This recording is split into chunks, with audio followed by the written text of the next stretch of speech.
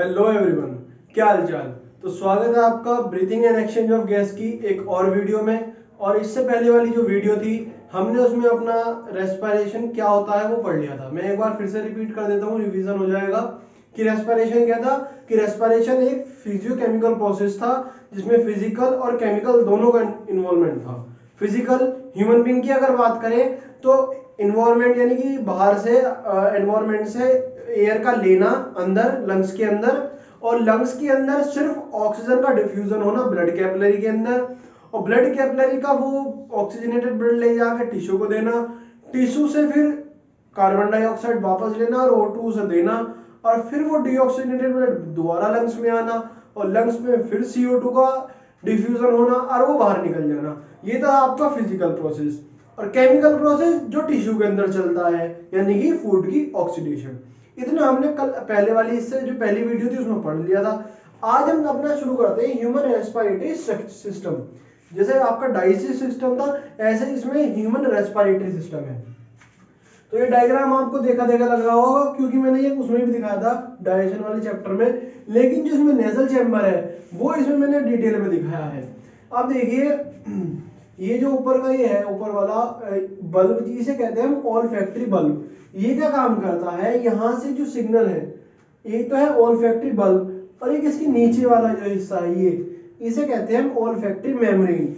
ये सेंसरी होती है नेचर में और इसका दूसरा नाम है सैलिटरी मेम्ब्रेन। इसका काम है स्मेल, जो भी चीज आप स्मेल करते हो सूंघते हो उसको पकड़ना इस ऑल्फैक्टरी मेम्ब्रेन का काम है। वो यहाँ से आपकी स्मेल को लेगी और इस ऑल्फैक्टरी बल्ब में भेजेगी और ये बल्ब आपका सही सिग्नल इन नर्व्स के थ्रू ब्रेन में भेजेगा। ठीक है। अब ये जो यहाँ पर ये तीन है ये इन्हें कहते हैं हम टर्बिनेट। एक दो तीन, तीन नंबर में तीन होते हैं ये 3 पेयर ऑफ टर्बिनेट। तीन इधर होंगे और तीन इधर होंगे, दोनों तरफ तीन तीन होंगे। तो इनका क्या काम है, ये हमारा सरफेस एरिया बढ़ाते हैं। ये रेस्पिरेटरी सिस्टम के अंदर नेजल चैम्बर का सरफेस एरिया बढ़ाते हैं। तीन इधर होते हैं तीन इधर होते हैं दोनों ही तरफ। ठीक है।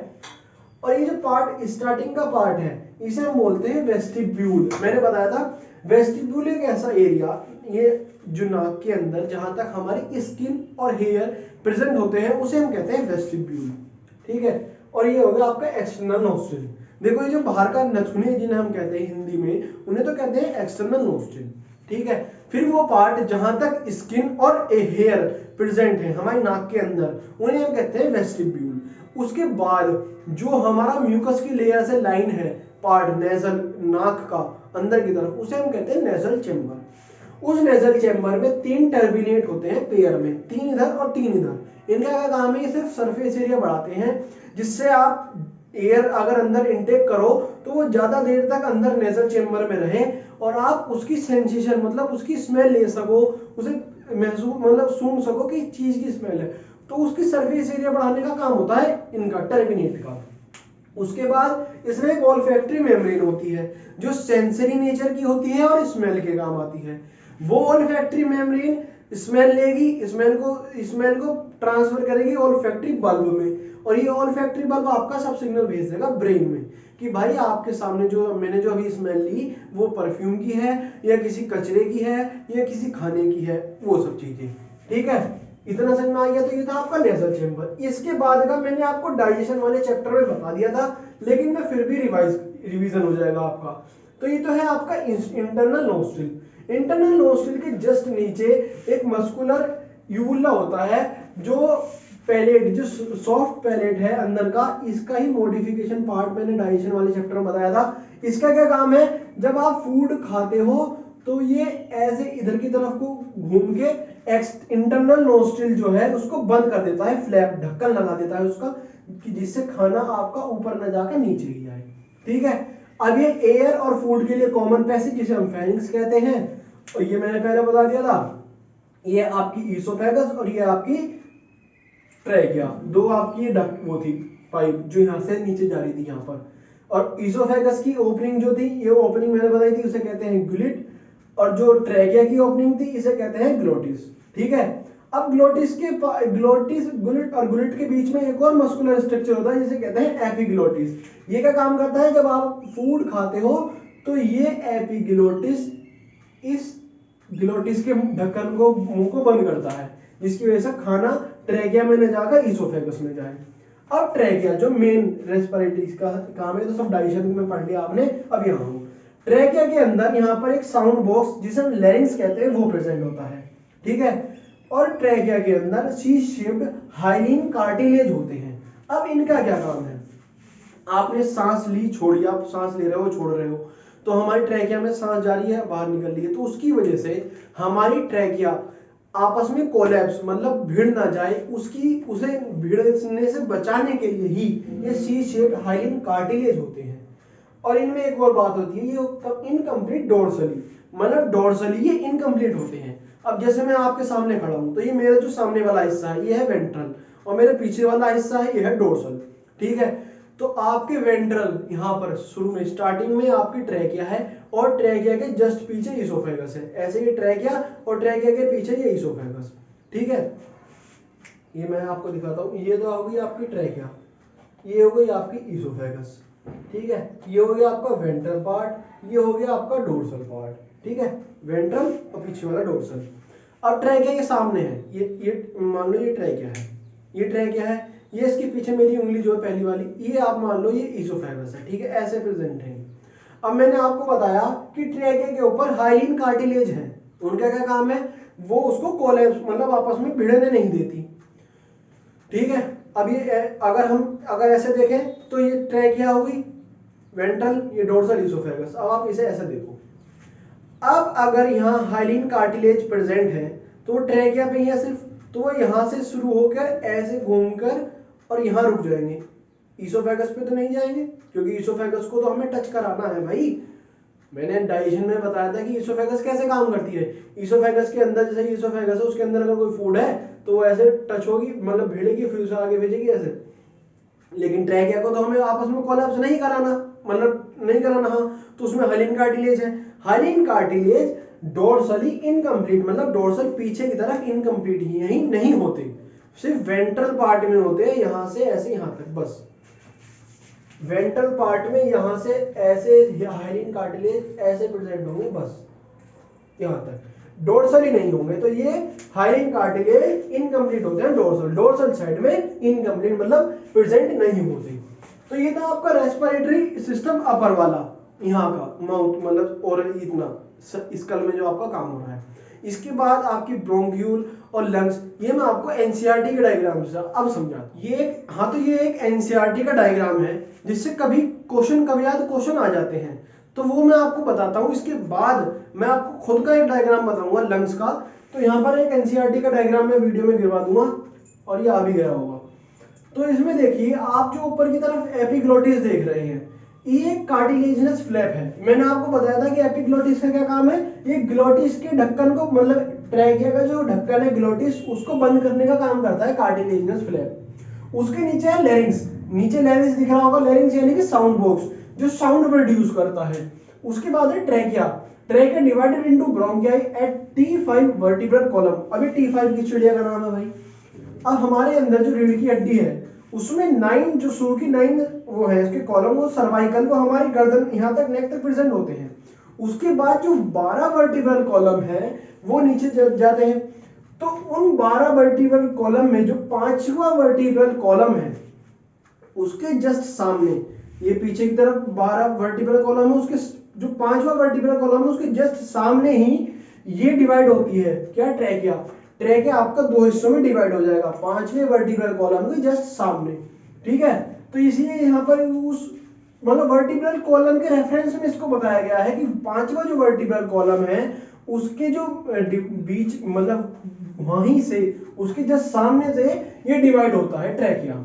उसके बाद उसमें आपको एल्वियोलाई दिख रही होंगी, जो यूनिट ऑफ लंग्स, जिन्हें हम यूनिट ऑफ लंग्स भी कहते हैं, स्मॉलेस्ट यूनिट है, सबसे छोटी यूनिट लंग्स के अंदर एल्वियोलाई, जिसके अंदर से ही हमारा लंग्स के अंदर से ऑक्सीजन और कार्बन डाइऑक्साइड डिफ्यूज होती है। इसका एक बेहतरीन डायग्राम मैं आगे आने वाली वीडियो में आपको बना के दिखाऊंगा।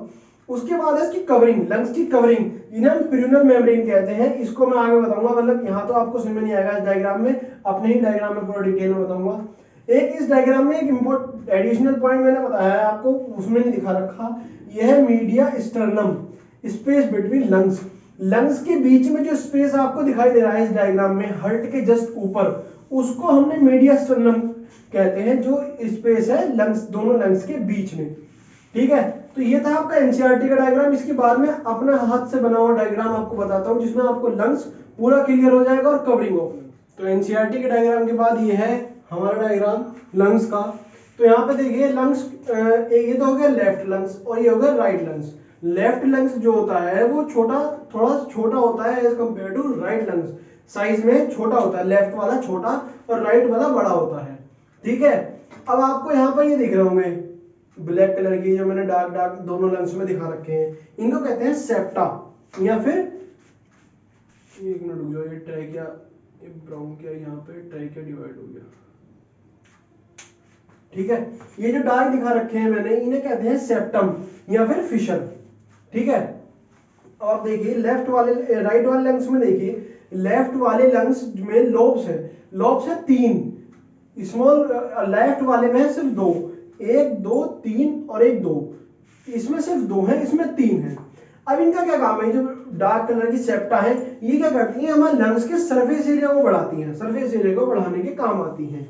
ठीक है, तो ये जो 2 फिशर है, एक इस ये वाला और ये वाला, ये तिरछे है ना, तिरछे, तो इनको हम कहते हैं oblique fissure, present in both lungs. और ये जो ऊपर वाला फिशर है, ये हॉरिजॉन्टल, तो इसको हम कहते हैं horizontal fissure, present in right lungs. ये सिर्फ राइट लंग्स में होगा हॉरिजॉन्टल वाला, और ये ऑब्लिक फिशर जो है ये दोनों लंग्स में प्रेजेंट होंगे। ठीक है, लंग्स के अंदर एक ये नोच होती है, जैसे आपके मोबाइल्स में होती है आजकल पंच होल नोच, ऐसे कर यहाँ पर भी एक नोच होती है, जहां पर हमारा दिल, यहाँ पर हमारा दिल प्रेजेंट होता है, इस जगह पर, इसको हम कहते हैं कार्डियक नोच। यहाँ पर हमारा हार्ट प्रेजेंट होगा, तो ये सिर्फ लेफ्ट वाले लंग्स के पास ही होती है ये नोच, कार्डियक नोच, present only in left lungs. Sorry, ये इरेज हो गया। तो ये था डायग्राम। यहाँ से कुछ कंफ्यूजिंग क्वेश्चन पूछ सकता है, जैसे कि पूछ लेगा कि राइट लंग्स छोटा है या लेफ्ट लंग्स, तो आप बता सकते हो लेफ्ट लंग छोटा है। 2 लोब्स किसमें है, लेफ्ट लंग्स में है। राइट वाले में 3 लोब है, सुपीरियर, मिडिल और इंफीरियर, इसमें सिर्फ सुपीरियर और इंफीरियर। कार्डियक नोच सिर्फ लेफ्ट के पास होगी, हॉरिजॉन्टल फिशर सिर्फ राइट के पास होगा, और ऑब्लिक फिशर तो दोनों के पास होगा। और लोब्स भी, lobe present in both lungs, क्योंकि इसमें भी लोब्स तो हैं, चाहे इसमें 3 है चाहे 2 है, लोब्स हैं। ठीक है, तो ये हो गया इसका डायग्राम। अब मैंने आपको बताया था covering of lungs. Covering of lungs देखिए, ये एक लंग्स है, ठीक है, ये ट्रैकिया हो गया, यहाँ पर लंग्स, तो इसकी जो आउटर वाली वॉल्व है उसे हम पैराइटल, बाहर की तरफ जो होती है उसे हम कहते हैं पैराइटल प्रिलोन, और जो इनर वाली है उसे कहते हैं विसरल प्रिलोन। ठीक है, और इन दोनों को ही मिलाकर हम प्लूरल मेम्ब्रेन कहते हैं। अगर इनके अंदर इन्फ्लामेशन, या किसी ने आपने सुना होगा कि इसके लंग्स में पानी भर गया, तो अगर उसके अंदर अगर इन्फ्लामेशन हो जाए तो उस बीमारी, जो उस बीमारी होती है उसे कहते हैं प्लूराइटिस। ठीक है, ये प्लूराइसिस या प्लूटराइसिस। अब इन दोनों के बीच में एक फ्लूइड प्रेजेंट होता है, इसके अंदर यहाँ पर फ्लूइड प्रेजेंट होता है, जिसे हम कहते हैं प्लूरल फ्लूइड, प्लूरल फ्लूइड। ठीक है, अब इसका क्या काम है, ये एनसीईआरटी की डायरेक्ट लाइन मैंने आपको यहाँ उठा के लिख दी है कि pleural fluid prevent the separation of 2 pleural membrane and reduce friction from other membrane. ये एक्सपेरिमेंट चाहो तो आप अपने घर भी करके देख सकते हो। 2 कांच की स्लाइड लो, स्लाइड, उनके बीच में पानी भरो और मतलब पानी की ड्रॉप रखो, 2 स्लाइड आपस में चिपका दो तो वो चिपक जाएंगी। तो इसका एक काम ये भी है कि दोनों मेम्ब्रेन को separation, prevent separation of 2 membrane, 2 pleural membrane, pleural membrane के सेपरेशन को रोकता है। और एक reduce friction from other organ, जो हमारे शरीर के अदर ऑर्गन हैं उनसे लंग्स के अंदर कुछ फ्रिक्शन को कम करने के लिए, क्योंकि जब दोनों मेम्ब्रेन के बीच में पानी भरा रहेगा तो जो भी फ्रिक्शन लगेगा वो अपने अंदर एब्जॉर्ब कर लेगा, तो फ्रिक्शन कम करने के लिए और दोनों को बनाए चिपकाए रखने के लिए इसका काम है, इसका प्लूरल फ्लूइड का। तो ये आपकी होगी कवरिंग ऑफ मेम्ब्रेन, और ये आपका हो गया लंग्स। तो यहाँ पर ही आज की वीडियो को हम करते हैं समाप्त। हम मिलेंगे आपको अगली वीडियो में, जिसमें हम रेस्पिरेटरी ऑर्गन अपने आगे पढ़ेंगे। ठीक है, तब तक के लिए thank you very much, keep learning and keep smiling.